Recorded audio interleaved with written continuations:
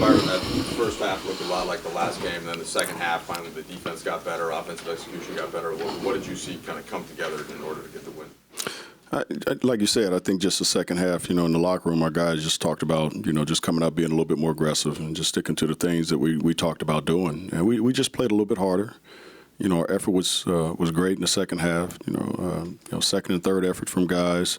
Communication was much better. And sometimes you're gonna have to win games ugly. And the thing I talked to them about in the locker room is just that. Sometimes you're not going to be making every shot. You got to win it on the defensive end, like we talked about the last game. So, to me, we learned from the last game as far as offensively. It wasn't, we wasn't knocking them down on a consistent basis, but we hit some big ones when we had to. Kobe took some more just knocks tonight. I think he's the same age as what you were when you retired. Yeah. He said, "I'm really sore." Does that tell you more about him in a game like this, especially with his execution in the fourth quarter? No, it just tells me he's one of the greatest that ever played. But I think we already knew that. So it didn't tell me nothing that I didn't already know. He's a special player, there's no doubt about it. I had the opportunity, obviously, and the privilege to play with him as a rookie and talk to him about this game, and now to come back and coach him, his last 2 years or whatever it may be. I get a chance now to see him on a day-to-day basis, and now just sometimes just shake my head on how he can continue to just go out there and deliver. You always talk about that you want to either limit threes or the paint. Tonight, I guess we're able to limit the points in the paint. I think that was one of the keys tonight. Oh, no doubt about it.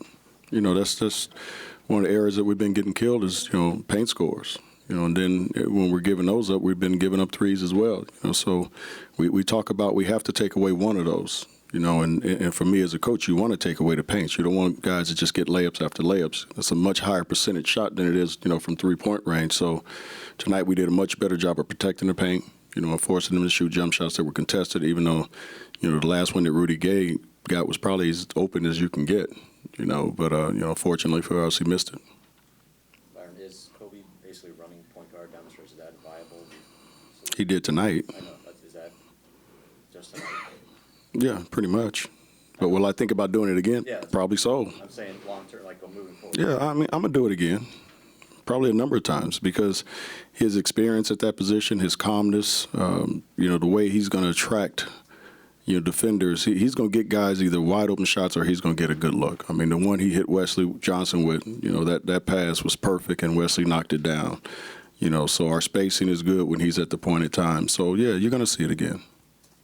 Byron, what did you think of the statement that your team made with the T-shirts pregame and on the bench? Freedom of choice and freedom of speech. I had no idea it was in there. I found out later, when you guys were going in, they were going to all wear those shirts. But, other than that, that's their choice. And whatever they choose from my standpoint as a coach, I'm going to support them. But that's their choice.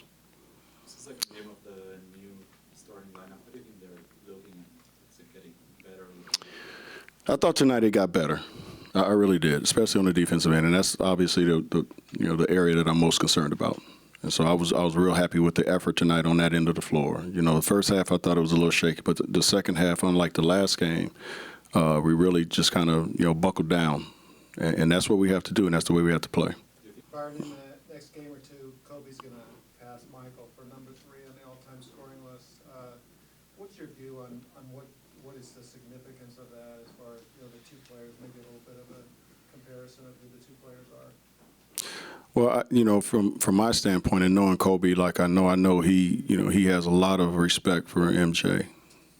So he's probably looked at him as the guy he wants to pass in a number of categories.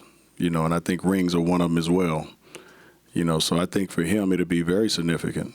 And again, it just puts him in the category when you talk about the greatest players in this league. It's going to put his name in that category no matter what. Okay, thank you guys.